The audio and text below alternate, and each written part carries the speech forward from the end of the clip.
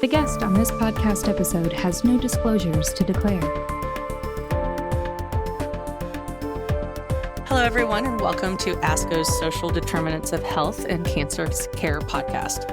I'm Dr. Leslie Hinyard. I'm chair of the Department of Health and Clinical Outcomes Research and executive director of the Advanced Health Data Institute at the St. Louis University School of Medicine. I'm here with Krista Nelson, past president of the Association of Community Cancer Centers and an oncology social worker at Providence Health and Services, and also Wenora Johnson, a cancer survivor and patient advocate. Thank you both so much for joining us in this conversation on data gathering, the patient's perspective. And we're going to dive right in. Social determinants of health, or SDOH, as we like to refer to it, represents non-medical factors that affect health. That is, the characteristics of where we live, work, and play that influence our health. These social determinants are only recently being explicitly considered in medical contexts. Currently, there's no consensus on what questions should be asked of patients, who should be asking questions about SDOH, and how the information will be used to improve patient care. In this episode, we will be discussing the importance of collecting SDOH data from patients in order to assess need. We hope to discuss best practices to collect SDOH data in an oncology setting from both the patient and provider perspective. Now, I'd like to start with you, Krista. Social determinants of health has been a topic at the forefront of public health conversations, especially with COVID-19. Can you tell our listeners how you define this term? Yes, thank you so much for checking in and for this opportunity to talk about social determinants of health. As an oncology social worker, we've known that social determinants of health impact patients' outcomes, and we see it every day. And the National Academies of Science, Engineering, and Medicine came out in 2019, right before the COVID-19 pandemic. They came out with a report talking about the importance of integrating social needs care into the delivery of healthcare to improve the nation's health. So when I think about social determinants of health, just like you had just said, it's the environment or the conditions in which people are born, they grow, they work, they worship, they live, and they age. And it's how all those forces and systems shape the conditions of their daily life. So when I think of cancer patients and social determinants of health, I think of socioeconomic status, education, job security, food stability, housing, social inclusion, and all the environmental factors that really construct a patient's environment. Thank you so much. Wenora, as a cancer survivor and a patient advocate, how do you define social needs, and why is it important for patients to self-report these social needs? And that is a great question. And then I actually look at it in 4 different ways.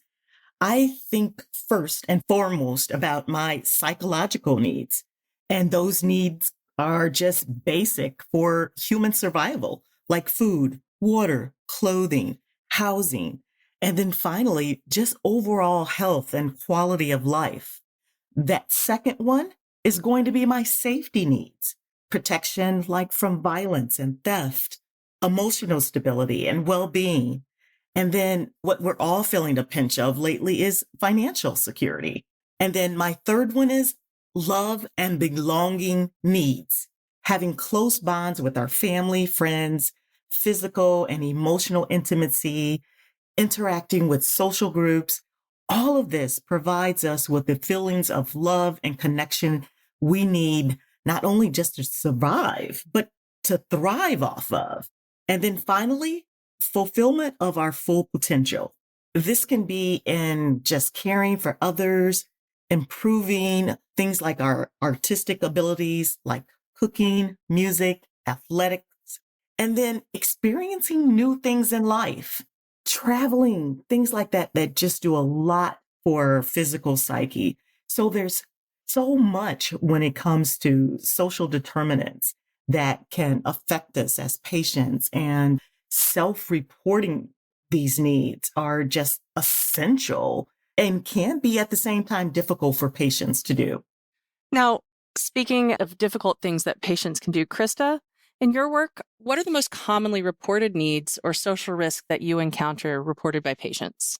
Well, I really loved what Wenora's just said, and I think that really articulates exactly what I'm hearing day to day in the work as an oncology social work. Right away, I think the biggest struggle or the reason we get notified of a patient having needs is around financial toxicity. So we know that finances and medical bankruptcy is caused, number one, by a cancer diagnosis. But if you think about your social economic status, it really impacts everything that we do. It's our abilities to be able to get to treatment. It's an ability to get healthy food.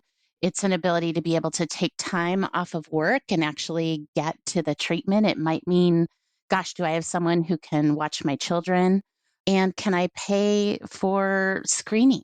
Can I pay for childcare to go to screening? Am I going to prioritize that? And most of all, do I have access to insurance and good health care? So I'm hearing a lot about that. The other thing I think I hear a lot about is social isolation.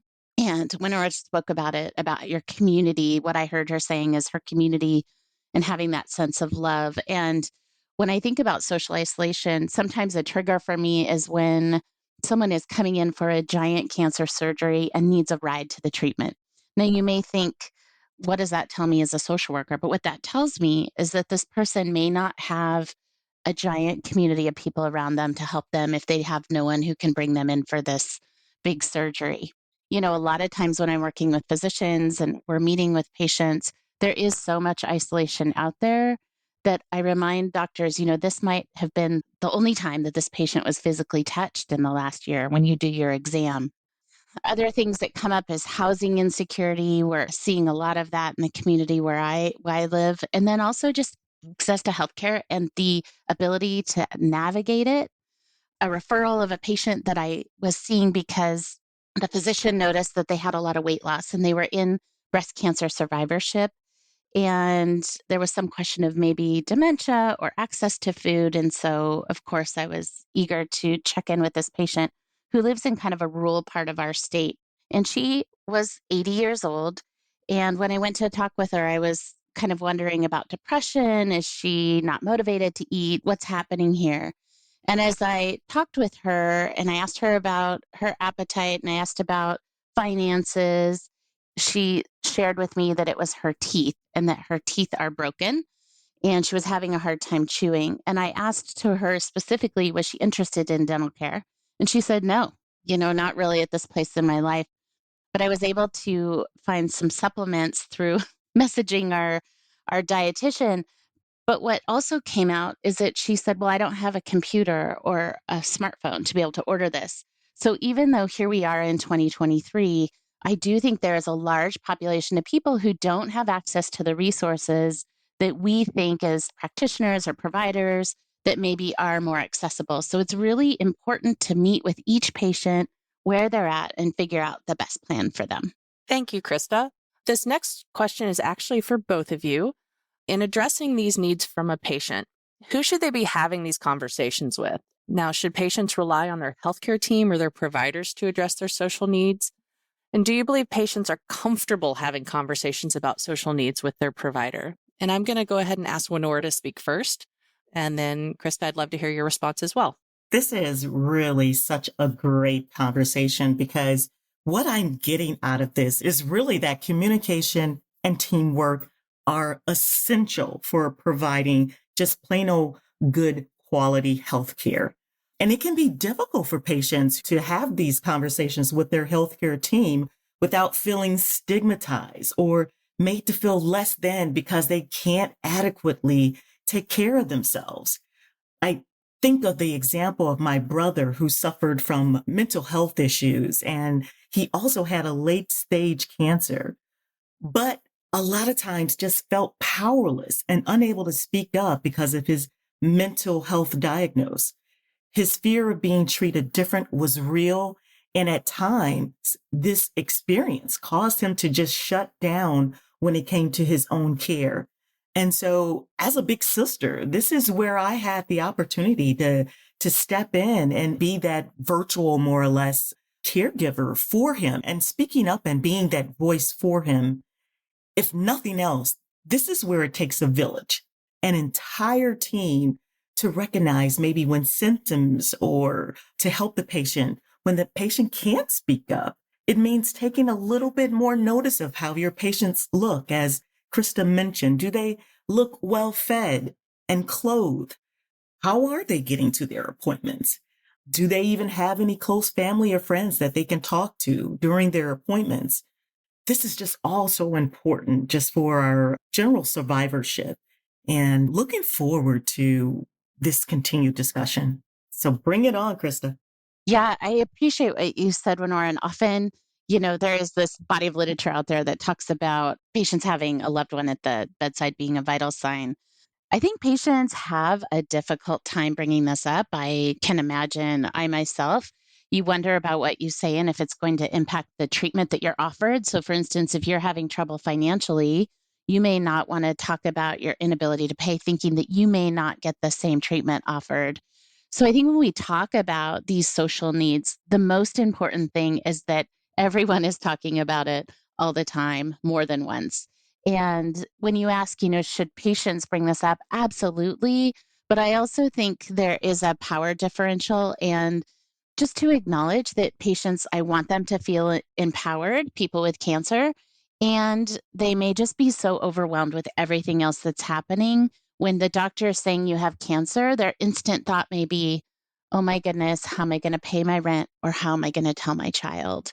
And so using the rest of the team, so being an oncology social worker, we do a ton of screening when patients are first diagnosed. What are anything you're concerned about? Well, we know people's anxiety just coming in is going to be high. They're coming to see an oncologist for the first time. But I think everyone on the team, it's our responsibility to be checking in and normalizing the experience that everybody needs help, and that we have a whole team of specialists, really people who are focused on emotional health, physical health, and really paying attention to any barriers that might get in the way of that patient being successful for the treatment that they want. Thank you both for such really great responses. Now, moving on to being proactive in one's health decisions and care. Do you think we will get to universal screening for patient social needs and social determinants of health in the cancer care delivery system? I'll take that one first, Wenora, if that's okay. I do think within the healthcare system, we are doing a better job of getting some patient reported outcomes. So we are doing a really good job of distress screening. That's taking a pulse in the moment of where someone's rating their psychosocial distress on a scale of 0 to 10. And with that, there's often a needs list. The problem is really to screen all of these patients and to address all of their needs takes an army. It's a lot of time and it is important, but there isn't a lot of reimbursement for this type of support within healthcare. And I think that's something that's going to change. But I also know that addressing social determinants of health has an impact on health outcomes of, over 50%. It's well documented.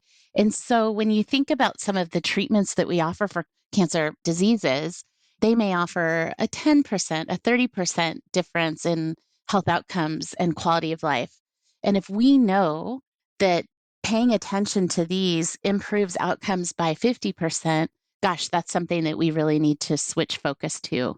And I think it may take some accrediting bodies to change requirements of what we do as oncology professionals, as well as some reimbursement changes.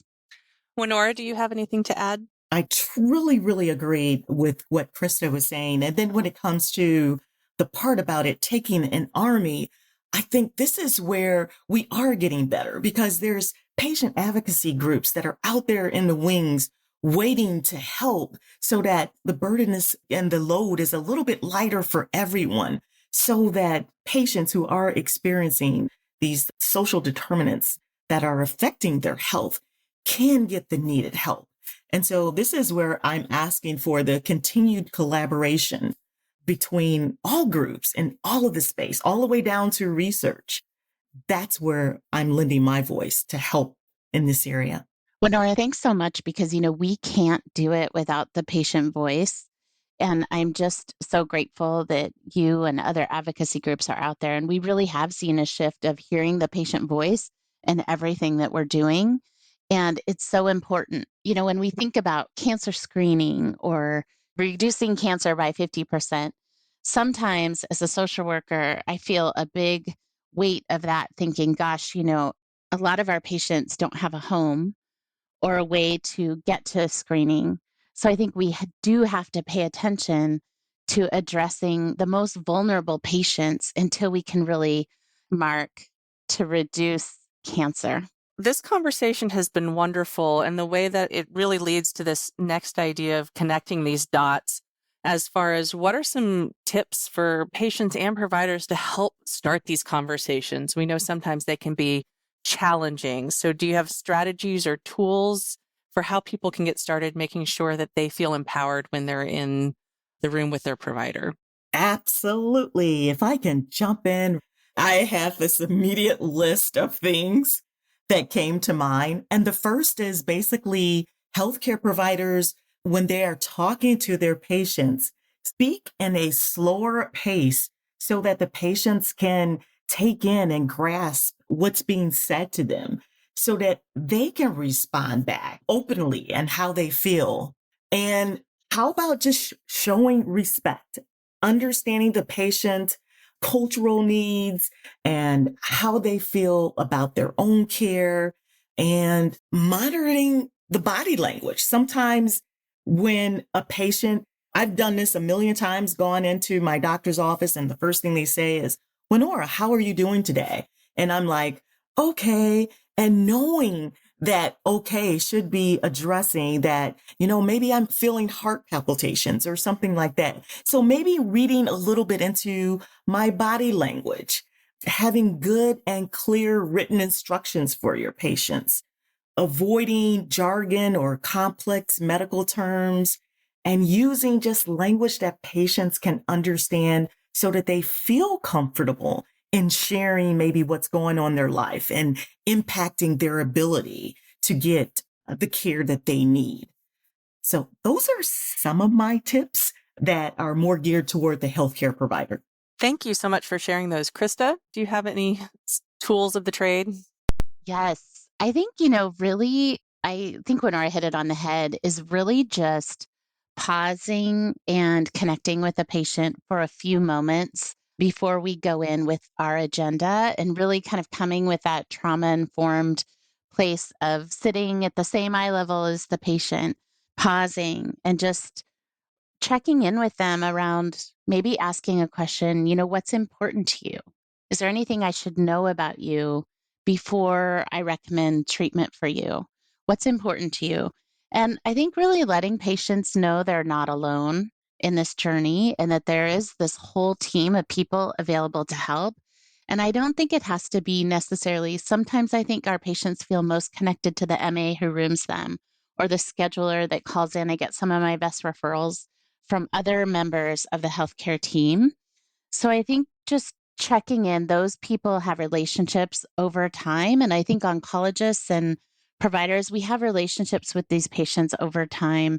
So I really think getting to know what's important to them and embracing that and asking about that at each visit helps patients feel more connected and that we do care and understand there is this whole community of people, hopefully around them, that surrounds them and is impacted by this diagnosis. It's not just the person in the room. Those are wonderful tools. Do either of you have any final thoughts you'd like to leave our listeners with? Absolutely. I'd love to share some of the things that keep me motivated. And some of that has always been my love of quotes. The one that I have that's my favorite, of course, is by Maya Angelou, which says, "People will forget what you said. People will forget what you did, but people will never forget how you made them feel." And so it's often not what you say, but how you say it that impacts people. It's often not what you do, but how you do it that influences people.